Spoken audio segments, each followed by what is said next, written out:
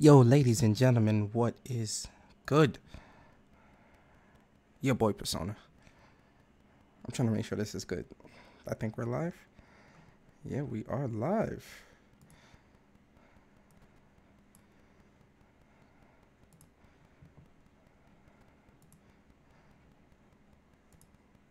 Yeah, we're live. I'm trying to make sure. I'm trying to make sure we good right now. You feel me?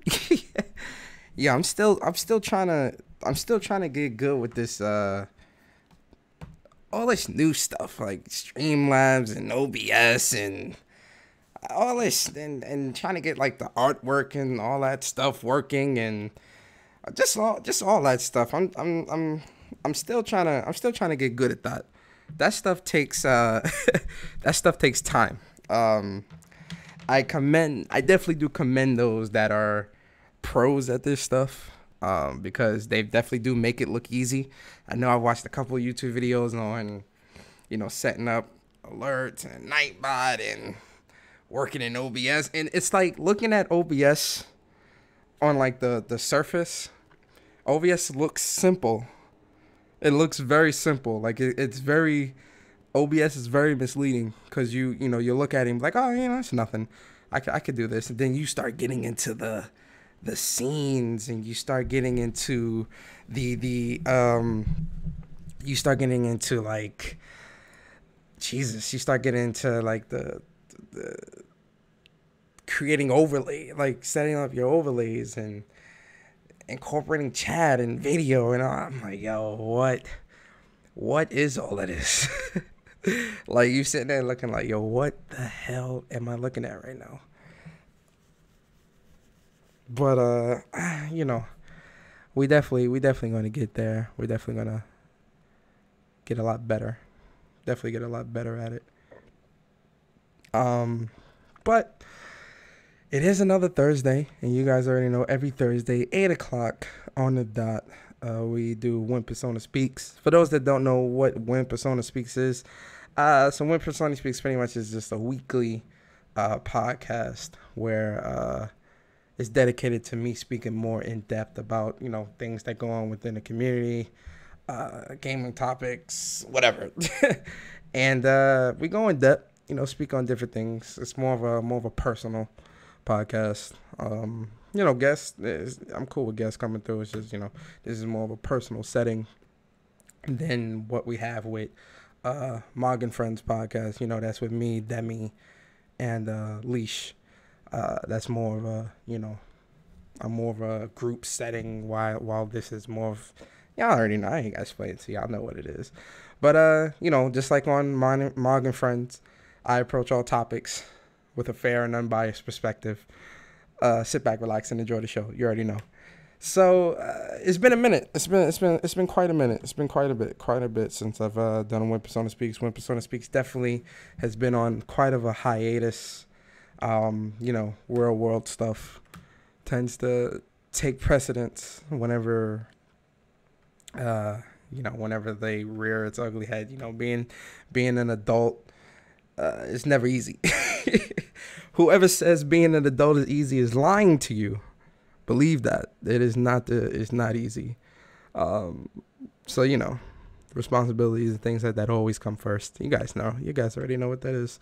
But today I got some good topics that I would definitely want to talk about.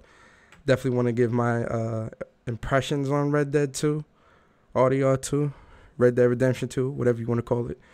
I call it RDR, RDR2. Definitely gonna do that. Definitely want to talk about Scirocco. You guys probably don't even know who that is. You probably do, you probably don't, or the article at least, so you know what was going on. But pretty much, big YouTuber. I watch a lot of his streams because he tends to stream a lot of new games like before they even release. So sometimes I'll check him out or whatever. He speak on that. Definitely want to speak on this super data that came through. That's shaking. That's shaking the Twitter community like no other. And I'm not surprised. I'm definitely not surprised. We definitely gonna get into that. I definitely want to get into top 10 games so far this gen. When it comes to lists, we always We always got a top 10 something, top 5, top 3, whatever. I think I can do a top 10, my top 10 games this gen. I don't think that's that hard. It's kind of hard, but then again, it's like when I think about it, I think I have a pretty good list. I do. And then definitely going to give predictions, XO2018. Definitely got a couple of Morgan Friends announcements, things like that. But yeah, it's a good show. It's definitely going to be a good show.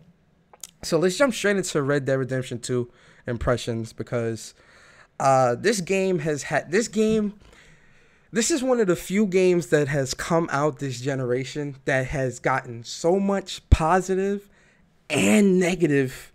Like it's so many positive and negatives with a lot of people, but it's crazy. Like, for instance, the whole controls thing and how, controls are shitty or they're not as good or whatever the case may be, which we definitely going to get into. That's been roaming all around Twitter. And I understand. I definitely do understand. And then, definitely going to get into like the story. And I'm a Red Dead noob. I'm gonna keep it a buck. I never played, disclaimer, I never played Red Dead 1. Yes, I know. Oh my God, Persona, you never played Red Dead 1. What are you talking? Yes, I never played Red Dead 1. Like I never played Red Dead Revolver either. Like and when people ask me, why have you never, like, how did you not play Red Dead? Last gen, I'm gonna keep it real. Like last gen, I was really playing. I was playing a lot of COD, a lot of GTA 4, a lot of Uncharted, Jack and Daxter, Sly, Infamous. There was specific Resistance. Like it was very specific games that I was playing last gen, because I even missed out. I even missed out on quite a few Japanese games last gen as well. Quite a few games. I didn't play Ni no Kuni 1. So, and I played Ni no Kuni 2, and it's amazing. So, I missed out on Red Dead, guys. I'm sorry. But, my impressions is going to be coming solely off of what I've played in RDR2. I'm not going to be making no comparisons, because I can't, obviously, and I ain't no fraud out here, so y'all ain't got to worry about none of that. It's strictly just RDR2. So let's jump straight into it. I guess let's state the obvious, and for me the obvious would be how the game looks, because we all care, regardless of what people may say, we all care about how the games look. The game is beautiful. The game is very, very, very beautiful. It's crazy. It's crazy how good the game is. Like it really is. Hold on, my mic is like a little weird. It's a little close. It's crazy how good the game is, just because how good it looks. Like, for it to be an open world game and a multiplayer at that, and to still look that good. And obviously I'm playing it on PS4 Pro. The game looks amazing. Very, very, very beautiful world. Beautiful world. The character designs look beautiful. The world, the atmosphere, the environments look good. The towns, they look authentic. They feel like real world Western towns. The day night cycle. Like for me, I think at night it's kind of, I really do enjoy playing a game at night, because you really get that real gritty Western feel. Like it feels more authentic to me. When I'm playing a game at night under the moonlight looks beautiful, looks great. I really do like that. I definitely do like that a lot. In terms of how the game looks, how the day and night cycle is, the voice acting, that's great. That's perfect. There's some of the best voice acting. Some of the best voice acting I've seen in gaming, especially this generation. There's very few games that get that voice acting right. And with Arthur Morgan, I really do love how, like, he sounds like a cowboy. Like, the voice actor for him, I forgot his name, because I looked up, like, who was doing the voices for all these characters. I forgot his name, though. But the way he speaks and how like you feel like it's like some authentic cowboy talk. Like you feel like you're in the middle of a Western movie or whatever. And I really do like how Rockstar captured the I'm not I'm about to butcher this word, authenticity. I got it right, guys. Yes. Captured the authenticity of the voices of how, like, old Western cowboys would sound, even down to like Dutch, Micah, Lenny, Charles, Uncle, Bill. Like they all like that southern draw. It really is captured really well amongst all the characters, and I love it. The voice acting is phenomenal, very phenomenal. The world is beautiful, and for me, and again, this is me not playing no Red Dead game. Going into it, I kind of was expecting for more cities, like more of a, and I don't know why. Like, I understand, being back in those old Western times, I know that you're not really going to have like a whole bunch of big cities like LA or whatever. I wasn't really expecting that, but I was expecting there to be more, like more city-ish, like more like town-ish type places. Like a lot of the towns that you go to they're small. They're very small. The only big city type area is Saint Denis, at least so far from what I've played, because I'm on chapter 4 and I'm only like halfway through the game. So like what the city that the city that you get to, which ultimately I feel like this is the main city of the game. Like this is the city-ish, because it's 1899, so it's we're creeping into the industrial era where cars are being manufactured, factories are being built, things like that. So cities and things like that are roads, railways, all that stuff is being built. So we're in that early stages of the industrial era, which I like. So when you get to Saint Denis, which is really the main city of the game, when you get to Saint Denis, it definitely does feel like it feels like I like how they captured that city, because when you're going through all the other towns like Strawberry, Rhodes, Valentine, all those different towns, it captures that really good Western aspect of the game, and that real cowboy-esque feel. Like you really feel that being in those towns. But then when you get to Saint Denis, the game kind of shifts, like almost dramatically, because like you're in the South, or the South of the game, what they call the South, and you're in the bayous, and you're in the real heavy backcountry and stuff like that. Yo, we got Miss Nia in the building, the video game her. Yo, Nia, what's up? Appreciate you coming through. Shout out to Nia. Definitely check out her channel. Supposed to be writing a lesson plan, but I'm here. Yeah, I definitely appreciate you, Miss Nia. I definitely appreciate you, man. Shout out to Nia.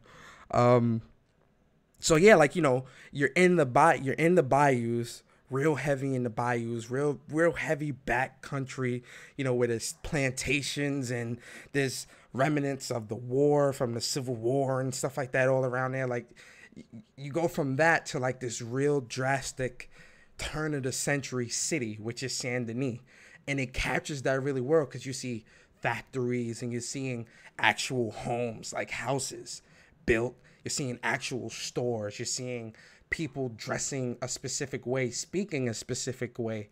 You're seeing all these different things that a lot of people would in that time, when again the pre-industrial era, we're creeping into the industrial era.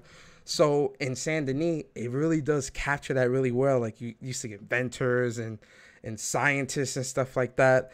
Games with racist-ish triggers me. I haven't bought Mafia 3 for this reason. With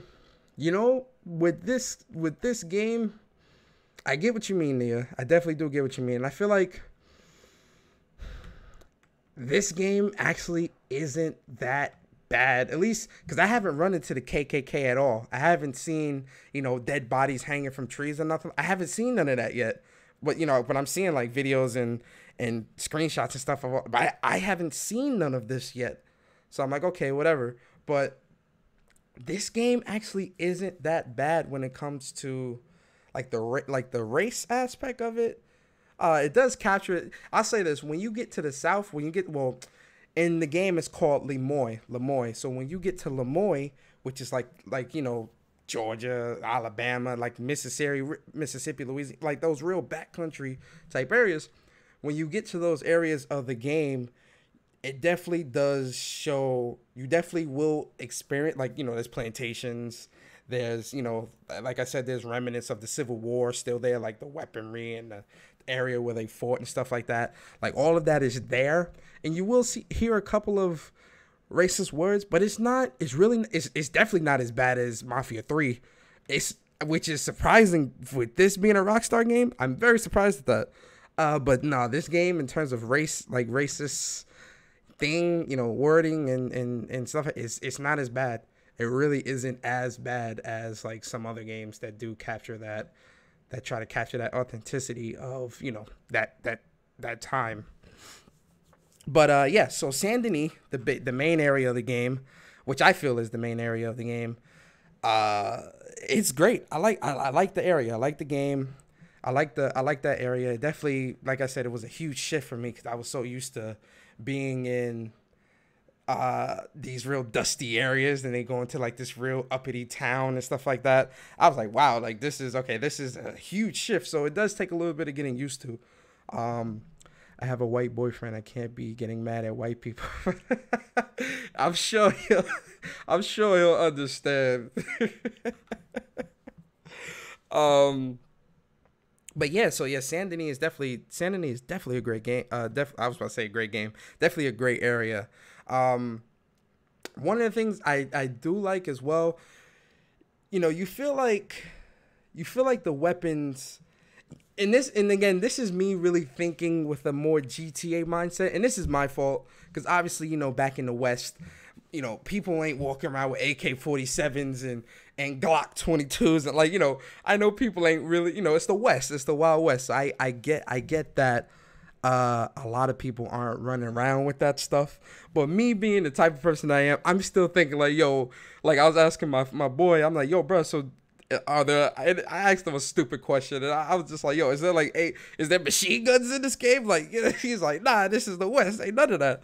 And at first, I was thinking to him like, damn, this kind of sucks.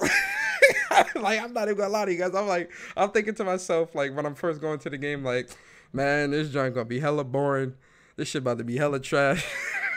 I ain't gonna lie, guys. That was me. I was being stupid, though. Obviously, I was just joking around. But, yo, Vieira in the building. Miss Vieira, what's going on? Appreciate you coming through. Bioshock had it the worst. You know what? Another gamer confession. I never played Bioshock.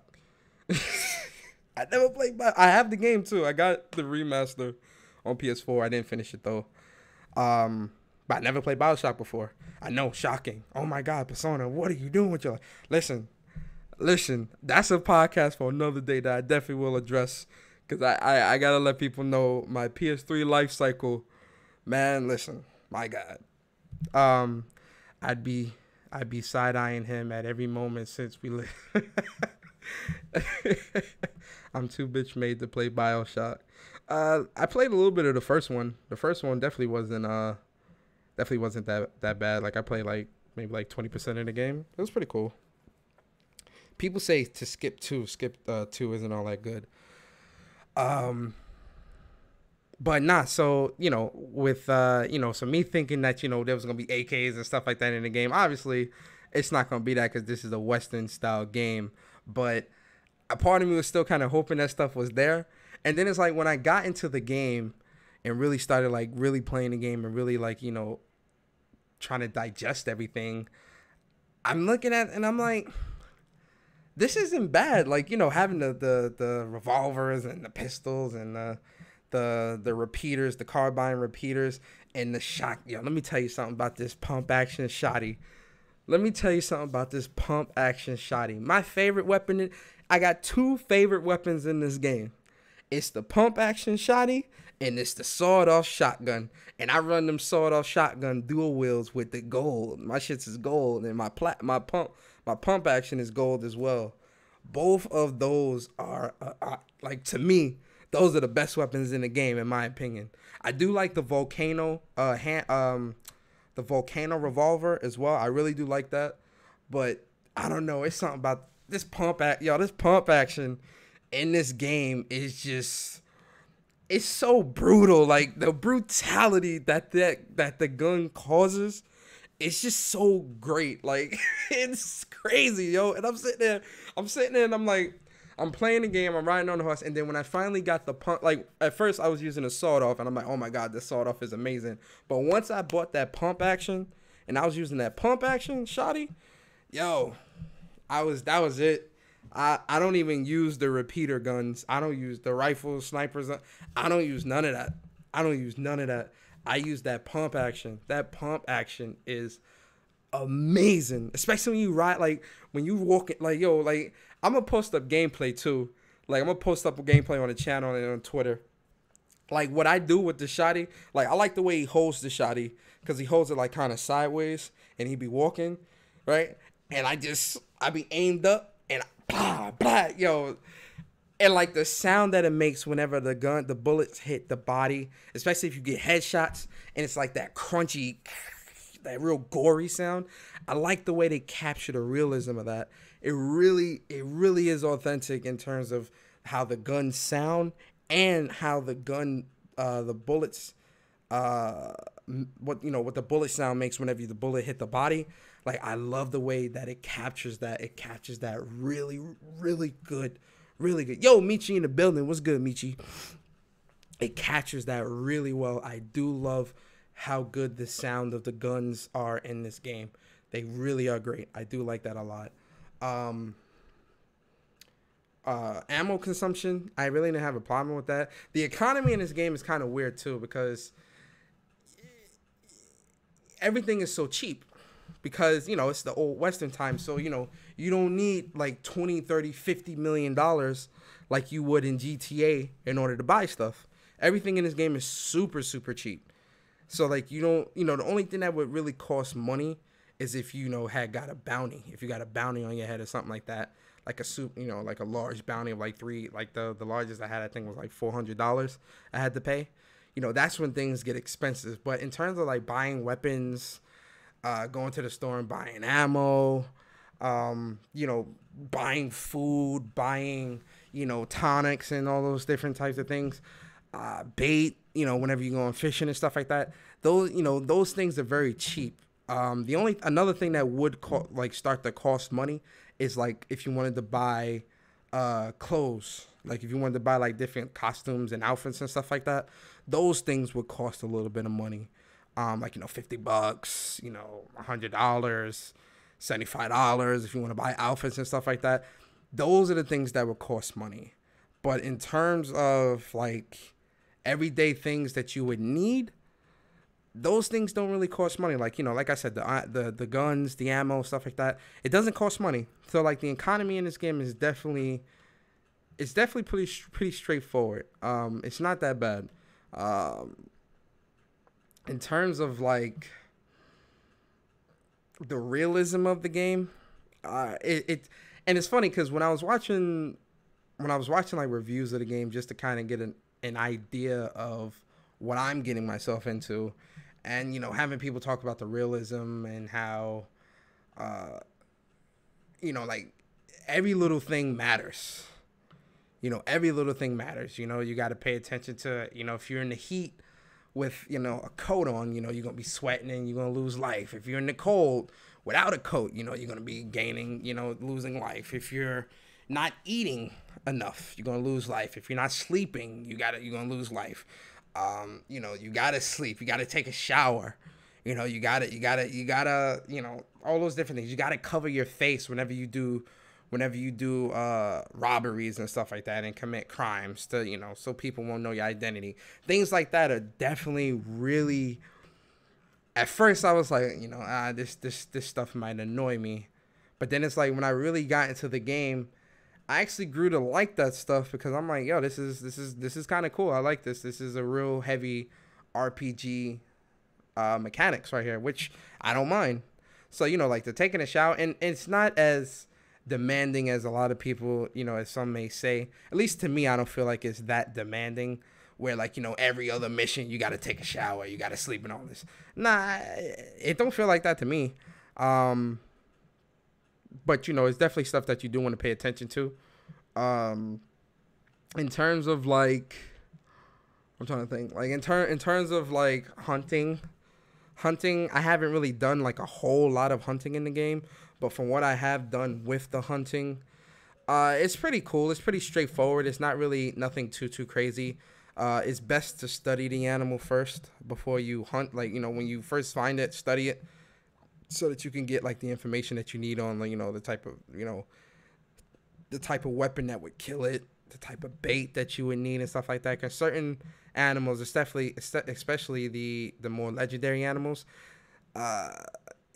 certain things will attract them, and you can kill them with any weapon, but certain things will attract them. In terms of like again, going back to economy with, like, the camp, with the camp, you can donate money to the camp, donate items, you bring food and things like that to the camp to keep the camp, well plenished and stuff like that. I don't really mind that, because that kind of reminds me of in Ni no Kuni 2, when you're building your castle. When you're building a castle in Ni no Kuni 2 and trying to build your kingdom and stuff like that, you got to pay attention to certain people's missions. You got to, put certain people in certain areas to make sure that they're doing the right job. All those different things. So, like, having to bring food and items and stuff like that to the camps and stuff like that, and putting money into the camp and all that, I didn't mind that. I actually like that because it's fun. Like, I feel like that stuff is fun, and it keeps the game engaging and fresh. So I definitely did enjoy that. In terms of the other characters like Dutch, John Marston and things like that, I really like how, and again, I didn't play Red Dead 1, but I do like the relationship that everyone has in the gang, like, Bill, Uncle, Dutch, Arthur, John, Micah, all of them. Like, each relationship feels different. No relationship is the same, and the interactions that the characters have with each other is very unique, because no one interaction is the same, which is really hard to do, because when you have that many characters, sometimes, the writing tends to fall off in terms of how a character is written. But in this game, so far, the interaction and how everyone interacts, the uniqueness of everyone is unique. Every person in that camp is unique, and I really love that about the game, because it adds to the immersion, it adds to the atmosphere, it adds to the overall experience of the game, which I enjoy. The story is great so far. I'm really into the story, like, to the point where I'm going mission, trying to, the game is long. I'm only on chapter 4, and I put maybe like 40 hours into the game, 35, 40 hours into the game. And, it's a lot. It's definitely a lot to do outside of just the story missions, because you have the side missions. You've got the homesteads, which is pretty much like robberies, robbing trains, robbing banks. It's so much outside of just the story to do that, it could be borderline overwhelming to some. I know at first it was a little overwhelming to me, but then I kind of had to, like, start pacing myself. I was like, all right, hold on, let's slow down. Like, let's focus on this, focus on that, focus on this, because it's the fishing and the hunting and, the tonics and crafting and cooking and sleeping, and it's a lot. It definitely becomes a lot after a little bit, so you do have to make sure that you pace yourself. I'm trying to think what else.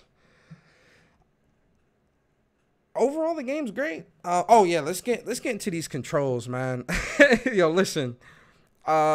These controls are terrible. I'm sorry. Like, I'm so sorry. Like, one of the biggest negatives for me is these controls. I can't, like, it. Like, I had watched a YouTube video on how to set up the controls so that the controls could be a little bit more responsive. And it kind of fixed it a little bit, and as you play more, you definitely do get used to the controls. but you still, I feel like, especially when I'm aiming, I feel like I'm like the camera's fighting me, and it's like, bruh, like, relax, like, what the hell are you doing? Like, it's so stiff and so draggy. It's it definitely, you definitely want to use your dead eye a lot. I'll put it that way. The controls definitely aren't something I can really get, and I felt this way about GTA 5. Like, I don't know, the controls just are trash. Like, the last game that I can remember from Rockstar where they really had the controls right was Max Payne 3. Yeah, Max Payne 3. Max Payne 3 was the last game where the controls were super tight. The free aim, the lock-on aim, the movement, everything in that game in terms of movement and controls was so perfect. And I wish they would have continued that into their other games, because I feel like we're at Red Dead, where it falls short definitely is the controls, and the controls will definitely take you out of the experience of the game, because you'll be trying to aim and shoot and you'll be wobbling all over the place. Or like when you're shooting, the gun will jump, but then it's like when it goes back, you'll shoot, it won't be a hit marker. It's just like a lot of stupid stuff, and I'm like, yo, like come on, man, like, dude, like even when you're behind cover and you're shooting, it's like, it's very inaccurate in a lot of instances, and I'm just like, yo, like you really have to use your dead eye. Like, they really want you to use your dead eye. Like, the free aim and all that, it just doesn't work. It just doesn't. I still keep it as that, and I I've figured little ways around it, but it's still a pain. It's definitely still a pain, and that's definitely a negative for me with the game, is the controls. Another negative too, I feel, is the horse. Like, I feel like the horse, like, I don't know, I get it, you got to feed the horse, which I'm fine with, but I feel like all that bonding stuff, I really do wish that the horse was I really wish you could just get on the horse and go. Like, all that bonding stuff, and I'm just like, whatever. Like, or like the horse would be losing life because you pat it too much, or the horse gets dirty and it starts losing life. I'm like, come on, man. Like, really? Like, really? You can't just be a horse?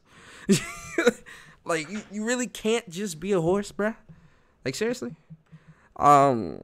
So the horse thing, that's definitely a bit of a negative for me. Another negative would definitely be,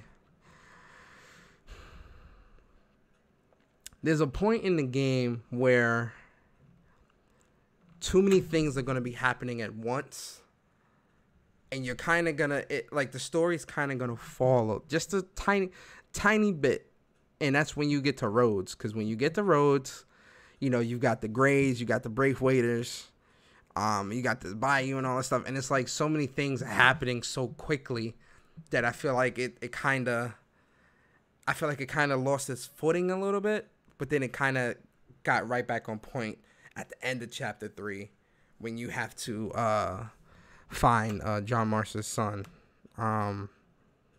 It definitely kind of, it got back on track, and I was like, okay, I get this. Okay, whatever. I like Dutch, but I feel like Dutch is, I don't know, I feel like Dutch is, I feel like he on some real sneaky stuff. He sound like one of them cult preachers, because he's always preaching a better life, a better world type stuff, but he never like, everything he does puts them in a worse situation. Like a cult leader, a cult leader is always preaching whatever they preach, whatever the cult is about, they're always talking that up, and they big that up. But then it's like, what you have to do to attain whatever it is they're preaching ultimately is harmful to yourself, or it's harmful to the environment, or harmful to whatever it is you're doing. So it's like, I feel like he's one of those, he's got like that real cult leader mentality and kind of demeanor to him, which I like it, because you really do see that everyone really looks up to him. Even Arthur, like, they all respect him. Like, he's very well respected. He's very, he's dedicated. Like he definitely has his respect, which I respect, obviously. But yo, Garuda, what's good, man? Appreciate you coming through, bro. But yeah, that's pretty much my RDR2 impressions. I'm definitely gonna do a review once I beat the game, beat the story, and kind of do like maybe either a review or a spoiler cast, just to kind of, because that's what I want to do. But yeah, let's move on. Let's get out of Red Dead, and let's get into this. What are we gonna talk about next? Let's get into this super data. Ooh, that's super data though. Hold on, where you at, super data? Super data. Here we are. Super data. Oh, let me go to the video on YouTube. Make sure, because I'm doing the transitions through the Elgato Stream Deck. Shout out to that Elgato. I'm doing everything through the Elgato Stream Deck, so I definitely want to see. Oh yeah. I'm doing everything through the Elgato Stream Deck, so I definitely want to see. Oh yeah, we good. All right, cool. All right, so yeah, so super data. So this this actually does not surprise me. Honestly, it doesn't.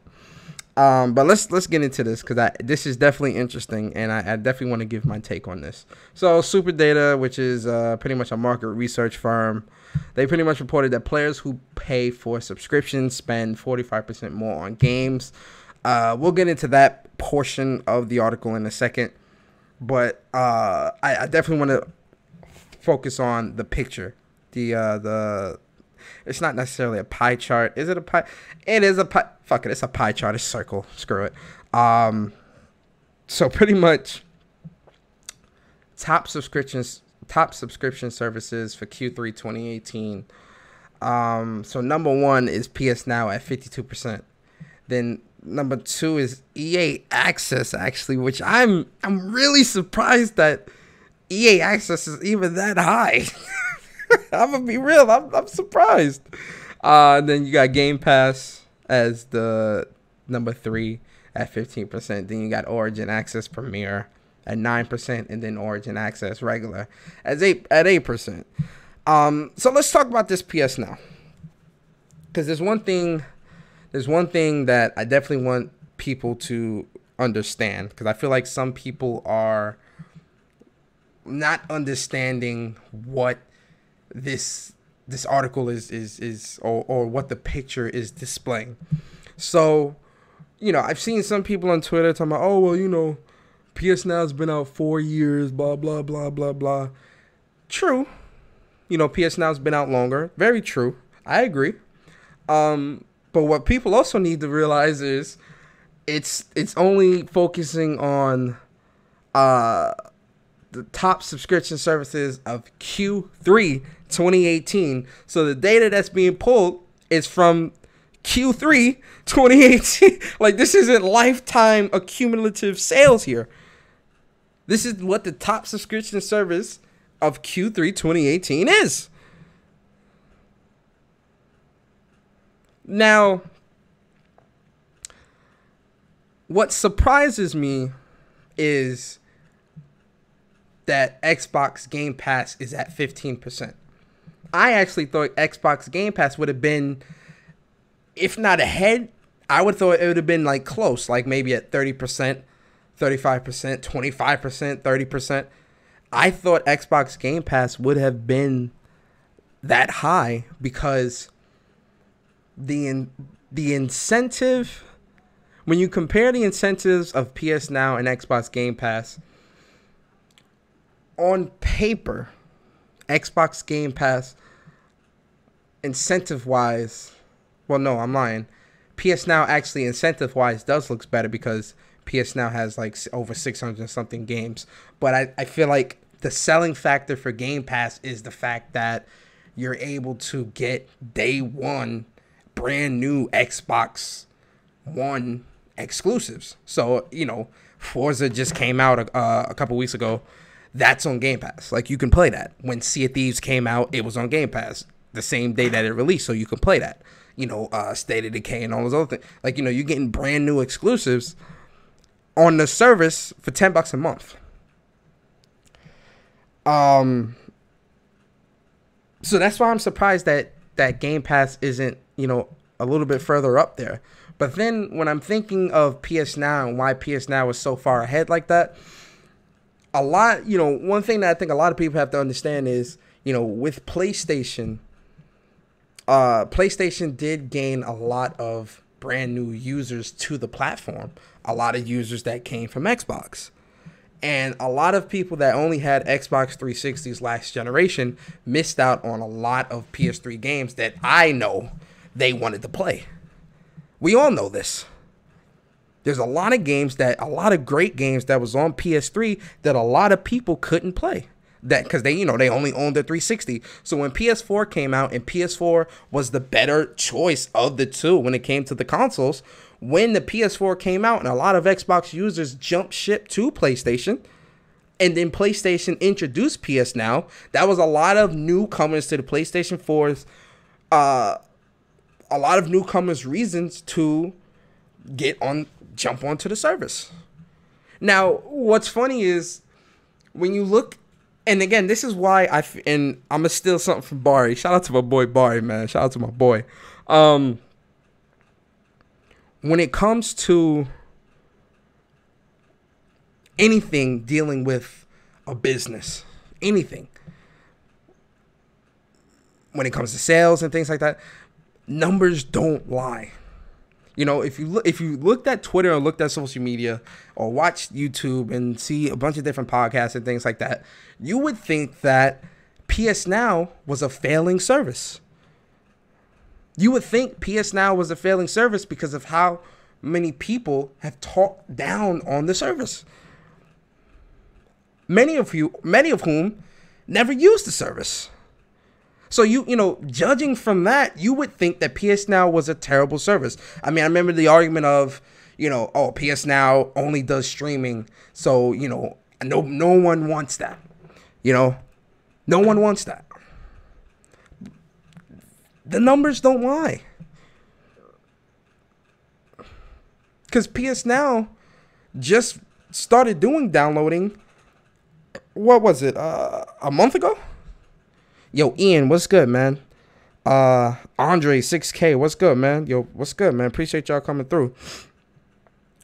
They just started doing downloading like a month ago or 2-3 weeks ago. This is very recent. So prior to that, they were still doing streaming. And these are the numbers that PS Now is pulling in. So what does that tell you? Ladies and gentlemen, when it comes to dealing with anything with any of these companies, the numbers don't lie. This is why we have firms like Super Data that track these different things, because these are the numbers that are important. These are the things. This is the tangible evidence. This is what companies and people look at to determine how to move forward with future endeavors. So when you see things like PS Now being 52% of market revenue, what does that tell you about PS Now? Is PS Now a bad service? Was PS Now a bad service? Personally, no. In its beginning, in its early stages, you know, they definitely had some pricing things that they needed to work on how they did things. Very funny. You know, it was definitely issues with that they definitely did fix, and they really made it like a true, like, subscription-based service. Instead of, you know, in the beginning, you could subscribe to a game for like $8 a month. I'm like, what? Hell nah. Like, that's the part of it that I'm like, yo, this is, hell nah. What Sony, go back to the drawing board with this. But then they made it full-fledged subscription-based model. And I'm like, okay, now this is better. So what does this tell you? It's the numbers. The numbers don't lie, guys. Now, is PS Now perfect? No. None of these services are perfect. Do I feel like, the game industry moving to an all streaming world or devices? All of that ain't for me. Like, in terms of gaming, I want to be able to, play my games, download them or, buy them physically, whatever case it be. I feel like that should still be the meta. 100%. 100%. But when it comes to PS Now and why PS Now is at 52%, I'm not surprised. Because, again, there's a lot of people that jump ship. Or there's a lot of people that own PS3s and didn't get to experience a lot of games that came out on PS3. So when you look at PS Now, boom. Oh, all right. I could play Ni no Kuni 1. I could play all the God of Wars. I could play all the Uncharted's. I could play Last of Us. I could play all the Devil May Cry's. I could play like all these different games. All the Sly Coopers, all Jack and Daxter's. Really? All for $100 a year? I could play 600 games for $100 a year? Sign me up. So I'm not surprised at this.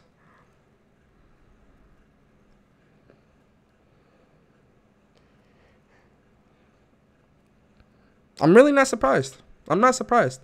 Now, when it comes to Xbox Game Pass, I think Xbox Game Pass has like 150, I think, games or whatever. Like a lot of 360 games, and then, a huge, library of Xbox One games as well. And then, like I said, they're getting the new Xbox exclusives day and date. Again, on paper, Xbox Game Pass looks like the better service. You would assume, because you're getting brand new exclusives that come out on Xbox for $10 a month. All the new exclusives that come out.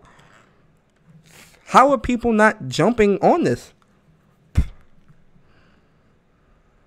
And I said this on Twitter. Sounds bad, but ladies and gentlemen, we got to be honest here. The appeal of the Xbox exclusives as of late don't match up to what you're paying for. Just look at State of Decay 2. That was a buggy mess. That was a mess. Sea of Thieves. Dude. All I gotta say is cracking with a body. Like, Sea of Thieves, I don't even need to explain that. Like, that explains itself. And Forza's Forza. Like, with Forza has its following. That's it. Like, even if it is on a subscription-based service, which is cool, it still has its devout following. So people that are going to either buy Forza or play Game Pass and get Forza or whatever, that's cemented in. So even if Forza wasn't on Game Pass, it's still going to have its sales because, people, Forza has a devout following. So why is the Game Pass not higher? I don't understand that. There's many people that praise Game Pass, and there's many people that do talk up Game Pass, and this game's coming out, I'm going to get in a game. I'm really surprised Xbox Game Pass is not higher. I really am surprised at this. I'm surprised. And then, it says Super Data Media Measurement Giant Nelson recently acquired collected data on the top subscription services, demographic profiles, spending behavior, and in-game purchases of users that subscribe to the game service. According to, oh my God, I got to get a new mouse. According to Super Data, subscribers also spend twice as much on in-game content when compared to non-subscribers. Cosmetics, season passes, battle passes are the most popular in-game purchases among subscribers. So people who subscribe to PS Now are also more likely to be buying season passes and microtransactions and cosmetic items and all that different stuff that you know is taboo, quote unquote, in the gaming community. These are the people that prop up the community. It sounds bad. Believe me, it sounds bad, but someone's buying all this stuff up. Like, someone's buying all this stuff. This, you know, the season passes, all this, like, someone's buying this. Someone. Who the hell's buying it? If it's not you, it's definitely 10 other people outside of you. Games as a service is pretty much not good for the industry in the long run. I agree. I feel like when you start chopping up like single player games, like, you know, oh, you're gonna put an episode of a game out type shit. Nah. Put the full game out, and then if you want to do DLC and stuff like that, then okay, that's fine.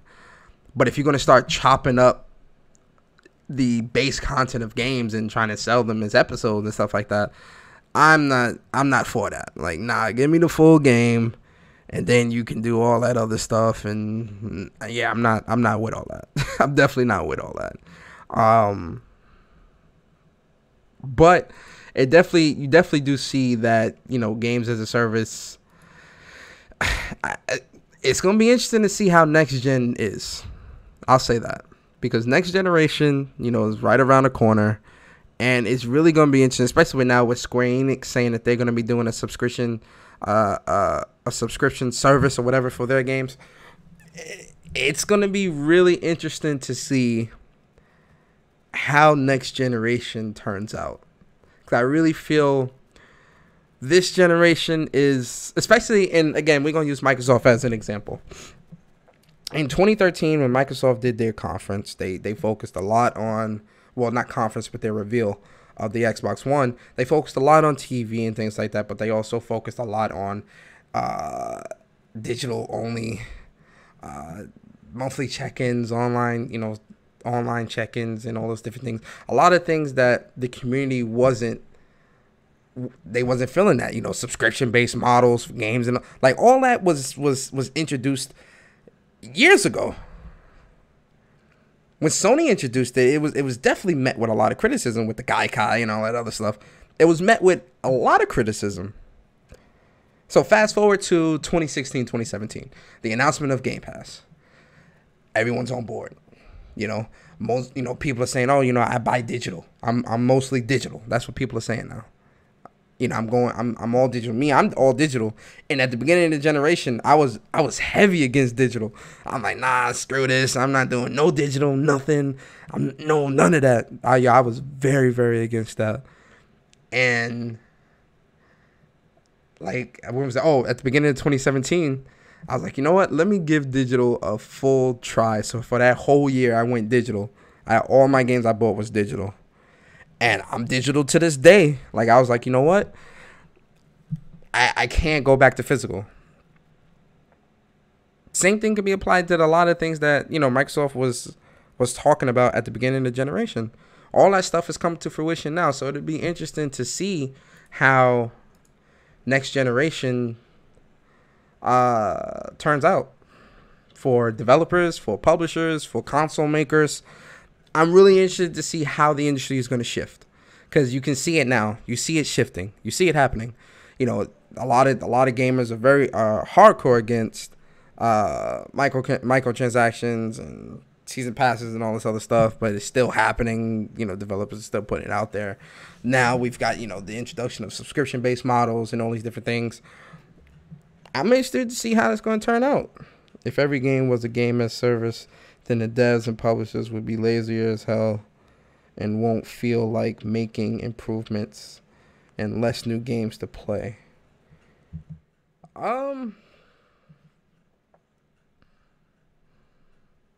Yeah, I don't feel like developers would necessarily get lazier. I just feel like, I don't know, I feel like gaming would just, it would be done differently. Like, it would be more nickel and diming of everything. everything would just be nickel and dime to death, like crazy. But I don't necessarily think they would be lazy per se. At least I don't think so. I mean, we'd have to wait and see, because just because if this type of model was to happen, I feel like it wouldn't necessarily mean that they would get lazy. I just feel like the content would just be, it would still be there, but it would be more paywalls or more things preventing you from getting to that content. So you got to pay for this, pay for that, pay for this, pay for that, pay for this, pay for that. That's not a world I want to live in. Yo, real quick with this YouTube, Scirocco. Hold up, where is it? All right, so apparently they reinstated his YouTube. I just seen the article too. So they reinstated his YouTube channel, but let me give you a story on this, man. So pretty much this dude, he Scirocco, like I said, he's somebody that streams a lot of different games and stuff like that. He streams a lot of different stuff actually. All new games that come out, he streams them, right? So with this game, he with Red Dead Redemption 2, obviously we all know that this game is, you can do a lot in this game. So one of the things that you can do obviously is beat up civilians, just like in any Rockstar game, whatever.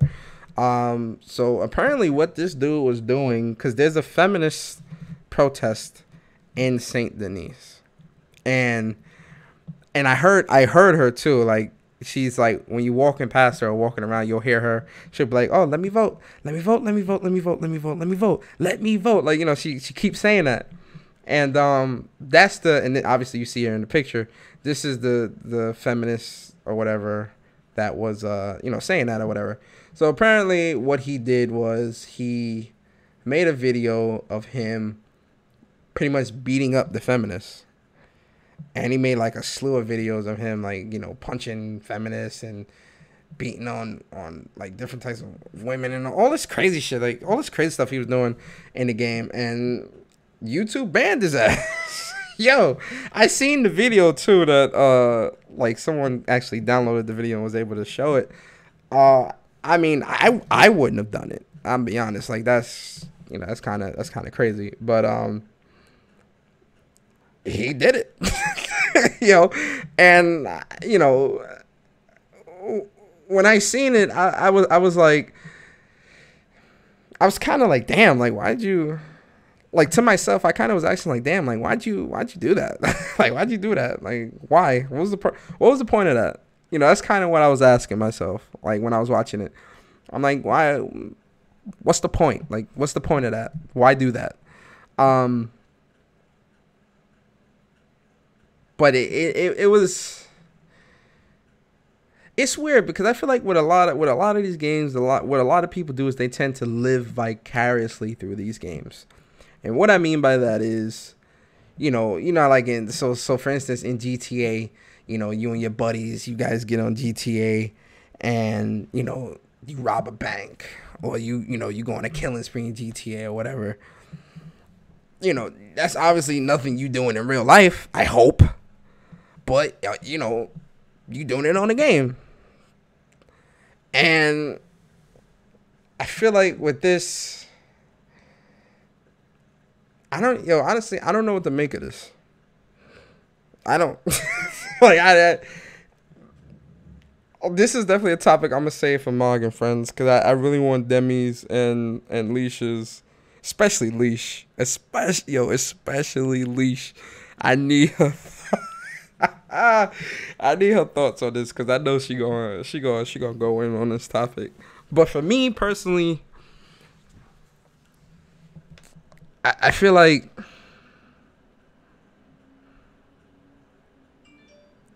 I don't know, man. I feel like YouTube banning him might have been a bit much, but then I'm like, my dude, why do that? Especially in the climate that we live in now, with all the different things that's happening in society. Why do that? Why even make a video outlining this? Like, that's what I want to ask him. Like, why do it? Like, why do that? Like, what? I want to know what made you want to punch feminists in the face. Like, what made you want to do that on the game and then do a slew of videos with this? Like, why? That's like what I'm most. That's what I'm most curious of. I want to know why, because once I know why he did it, I'll know how to respond to this. Because I want to know why he did it. Did he do it for clicks? Did he do it for likes? Did he do it for exposure? Did he I want to know why he did that. Did he do it because he doesn't like feminists? Does he doesn't like women? What I need to know why. Because, you know, one of the things that I've noticed in this gaming community is there's a lot of dude gamers out here that don't like women. Like, or they don't like female gamers, or they don't like, you know, females in games. Like, I mean, you see it all the time. How many people won't pick up a game because it has a female protagonist or something like that? It's like, this gaming community is real shady, like with certain people that do maneuver within this community. So I want to know why. Like, do you not like women? Do you not like women in games? Like, I need to know why'd you do this? Because again, you know, in this community, I've seen it time and time again. Oh, you know, why is this woman in this game? I'm sick of these female gamers. I'm sick of these female shit. Like, you see that shit all the time, and I'm looking and I'm like, dude, do you not like women? Like, what is it about seeing women? That's another topic. That's a good topic for Mog too. What is it about women playing games, being in gaming, watching, liking anime? Like, what is it that bugs some of these gamer dudes out? Like, what is it? Like, I'm looking at that and I'm like, yo, that shit's hot. Like, yo, like, I'm saying though, like, you know, you taking applications for a man? Because I fill out the app off rip. You know, I'm looking at that like, yo, that's dope. Like, that's hella fire. Like, that's sexy. Like, I like that. So it's like seeing that, and then, you know, seeing like that other side of, you know, what dudes is saying and what dudes is doing or whatever. I don't get it. I don't get it at all, man. Yo, listen, Persona don't get that. Yo, Demi in the building. Demigod reviews. Yo, Demi, what's good, bro? Ladies and gentlemen, help me out. What the hell going on? Let me know. Oh man, I'm saving that topic for this weekend, because for sure, me, Demi, and Leash, we gonna tackle that topic. Y'all don't want to miss that. Y'all don't want to miss that. But yo, let's move on. What are we gonna do next? Let's do oh yeah, XO2018. We gotta talk about this, ladies and gentlemen. Real quick announcement.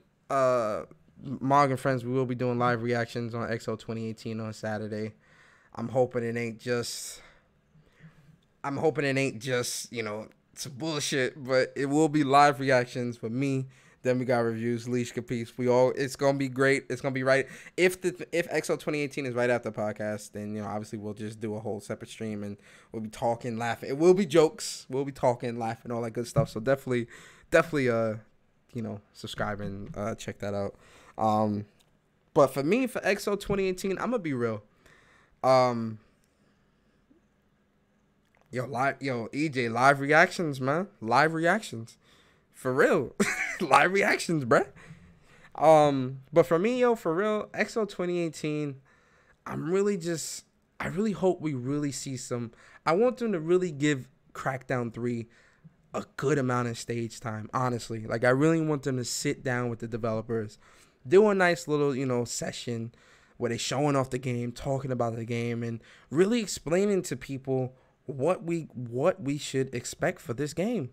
Like, I really want them to do that, because I feel like Crackdown 3 has been getting shafted all year. E3, you on arguably the biggest stage of the year, you don't do a demo. You give us a trailer with a date. I'm like, Microsoft, what the hell are you doing? I need more than that. Gamescom, you don't give us nothing. I really want them to focus on Crackdown 3, especially with Crackdown 3 coming out so soon after. I really want Microsoft to focus on Crackdown 3 and really sell this game. I really want that. It'll be nothing but a bunch of trashy mobile games. Oh no, EJ, chill, bro. Uh, um, yeah, I want them. I really want. That's what I want. I want them to really, really, really focus on Crackdown 3 for sure. I definitely want them to give us like an actual demo of Gears 5. I definitely want them to show that off. Give us a little, give us a little taste of that. Show what's up. Ori and the Blind Forest. Oh no, it's Ori and the Will of the Wisp, or whatever. Listen, Ori and the Blind Forest 2. I definitely want to see more of that. I want to see this Cuphead DLC. I want to see what they working with this Cuphead DLC for sure. Oh my God, please, for the love of God, Xbox, Phil Spencer, Greenberg, whoever, if y'all listening, please don't have no controllers in no glass bowl on no table. And do not, I repeat, do not announce a new controller variation. We do not need no more of that. Please, Microsoft, I'm begging you, please. Don't give me none of that. I'm not trying to see or hear none of that. Please. Microsoft, please. And honestly, I want to see what one of these new development studios that they acquired, I want to see them like show at least a little snippet of something. Give us some concept art of what they working on, something. Give me a little bit of something. I need something from them. Honestly, that's really all I'm expecting. I'm not really going in there with super, super high expectations. My expectations are definitely tempered. Oh yeah, Battletoads or Banjo-Kazooie for mobile. Oh nah, I hope they don't. Oh nah. No. Especially that Banjo-Kazooie. They better not do no Banjo-Kazooie on mobile. You know how mad folks gonna be? Nah, they better not. No, EJ. They better not do no Banjo-Kazooie on mobile. My God, nah. If Microsoft know what's good for them, they better not do that. They better not. That fan base gonna riot. You see how they treated Blizzard. Microsoft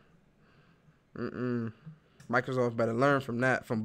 Microsoft better learn from Blizzard's mistakes. Don't do that. Do not do that. You smarter than that, Microsoft. I hope. That's really all I'm expecting. Honestly, I'm not like I said, I'm not really going there with super high expectations, but I am going in there hoping that they do show something that'll please the community. I'm hoping. We'll see. But yeah, more predictions Saturday with Marg and friends for sure. Get Leashes and Demi's thoughts.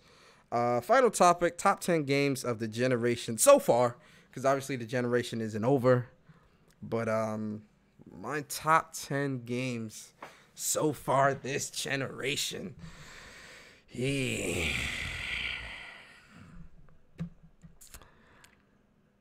Top 10 games so far. All right, I got it. Uncharted 4. I'm counting Uncharted 4 and Uncharted Legacy as one game. Screw it. Because I'm not going to waste a slot, even though both of them are separate games. Screw that. Uncharted 4 and Uncharted Legacy. That's one game. Horizon Zero Dawn.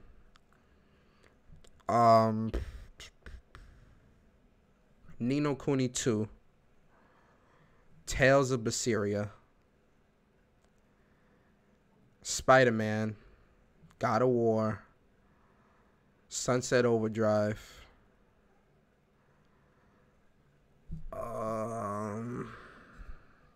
Shit. I got three more left. I'm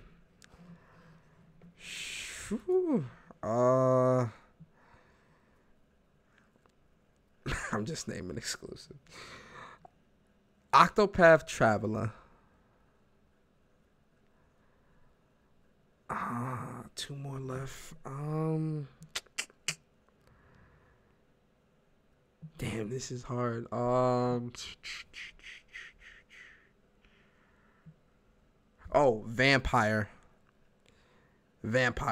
Vampire for sure. Yo, if you have not played Vampire by Don't Nod Studios, Vampire is an amazing amazing fucking game. Yo, that game is so great. Definitely Vampire for sure. Vampire for sure. You just naming exclusives. Much as you play Destiny. Actually, no. Destiny, no. No. Destiny wouldn't be in my top 10, honestly. It would probably be like top 15. And then my number 10.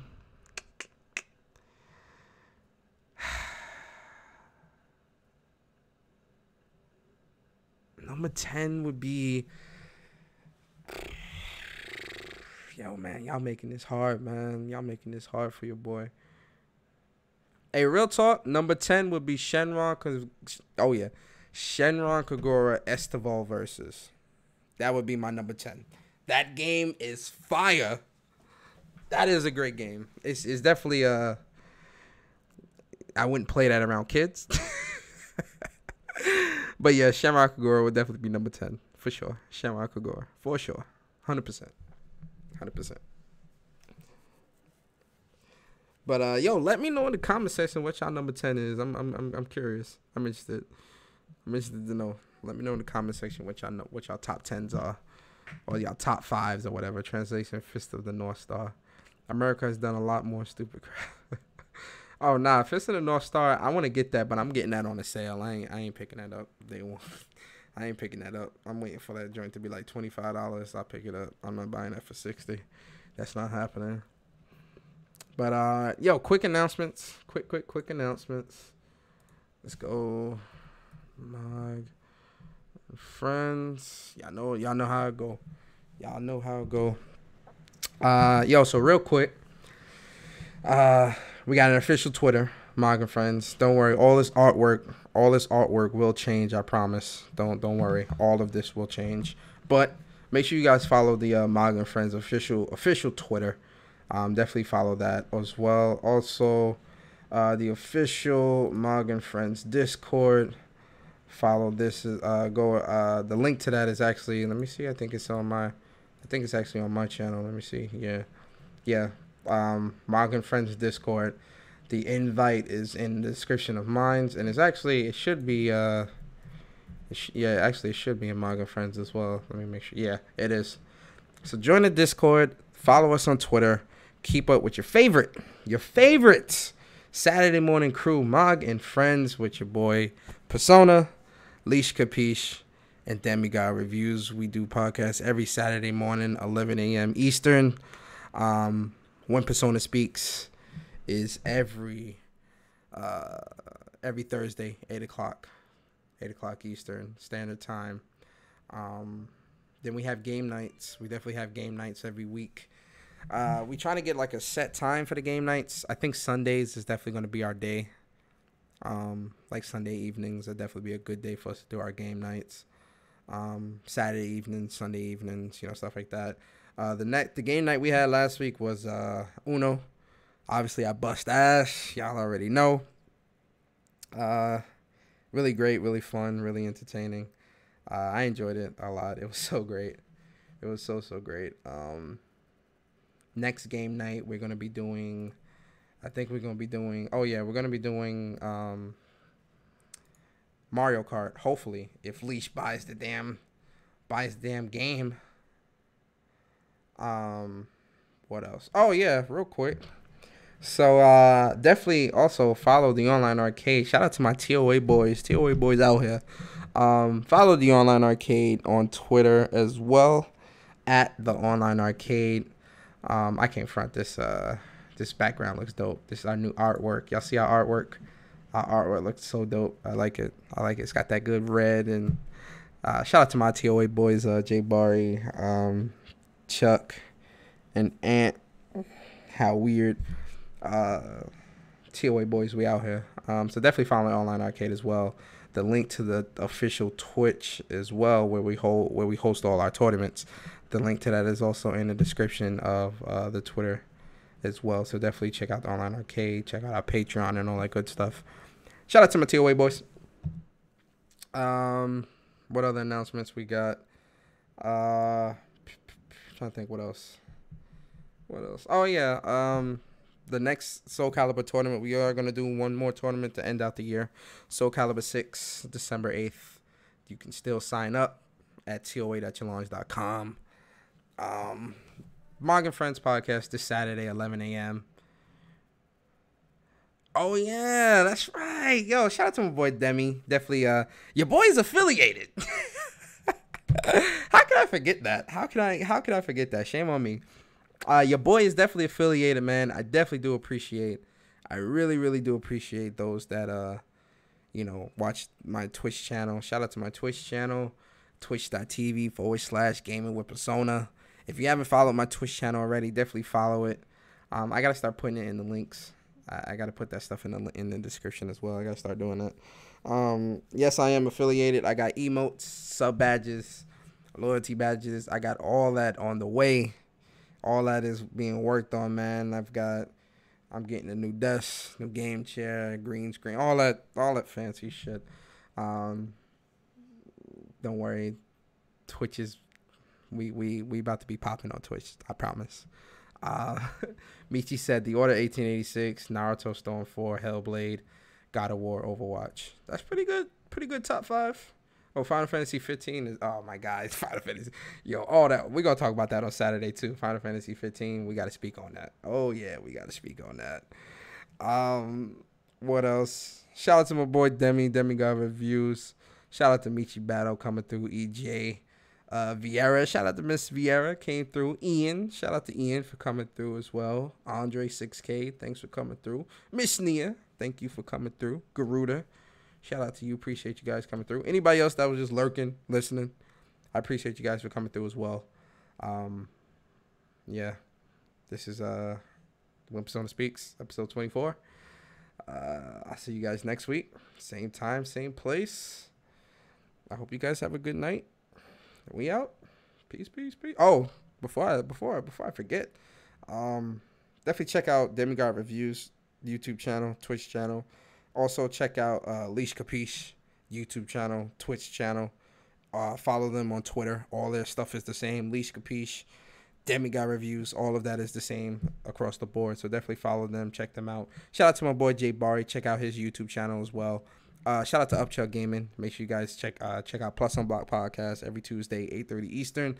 Subscribe to Upchuck Gaming's channel. Subscribe to Dreology's channel as well. Yeah, and with that being said, we about to get up out of here because I'm hungry and I'm tired as hell. I'll holler at you guys later. Peace.